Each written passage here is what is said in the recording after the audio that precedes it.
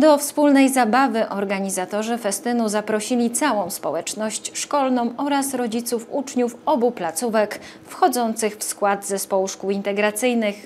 W wydarzeniu rekreacyjno-sportowo-kulturalnym uczestniczyli również przedstawiciele służb ratunkowych, Straży Pożarnej, Pogotowia Ratunkowego i GOPR-u. Uczestnicy pikniku mieli okazję pod okiem fachowców przejść kurs udzielania pierwszej pomocy. Tutaj zostaliśmy zaproszeni, bo dzieci chcą się nauczyć pierwszej pomocy. My tutaj właśnie z kolegą Rafałem przyjechaliśmy, żeby po prostu pokazać, jak tą pierwszą pomoc wykonać prawidłowo, bo wiele osób, które chciałyby pomóc, nie wiedzą, jak to zrobić, boją się, ale naprawdę nie ma czego się bać, po prostu to jest bardziej naturalne, podstawowe sprawy, które żeśmy tutaj dzisiaj pokazali. Oprócz oczywiście tego sprzętu, który mamy ze sobą, który my możemy użyć jak najbardziej, to właściwie nie są to jakieś nie wiadomo jakie rzeczy. Są to rzeczy bardzo proste, podstawowe. Wykonanie prostego masażu serca to już naprawdę uratuje komuś życie.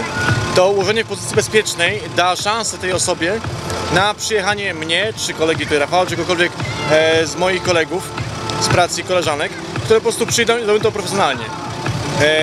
Naprawdę niewiele trzeba, ale właśnie trzeba uczyć się od samego początku, od szkoły podstawowej, od przedszkola łącznie, gdzie można naprawdę się nauczyć pierwszej pomocy, gdzie można po prostu pokazać dzieciom, jak to w prosty sposób można zrobić. Festyn rodzinny obfitował w wiele atrakcji. Znajdujemy się tutaj na terenie Zespołu Szkół z oddziałami integracyjnymi w Wałbrzychu na pikniku rodzinnym, który został zorganizowany z okazji Dnia Dziecka, z okazji nadchodzącego lata, z okazji tego, że już niedługo są wakacje, tutaj właśnie dla naszych uczniów i dla całych rodzin.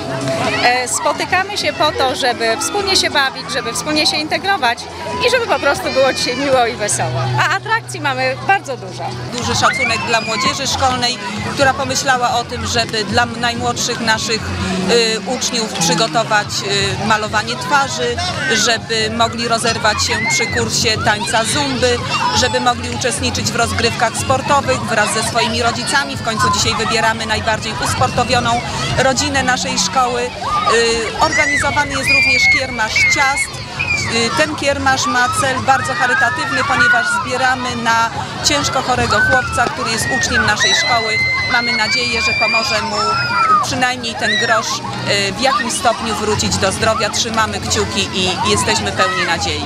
Dzięki uczniom klas 1-3 szkoły podstawowej można było odbyć podróż dookoła świata. Dzieciaki przedstawiły różne tańce narodowe.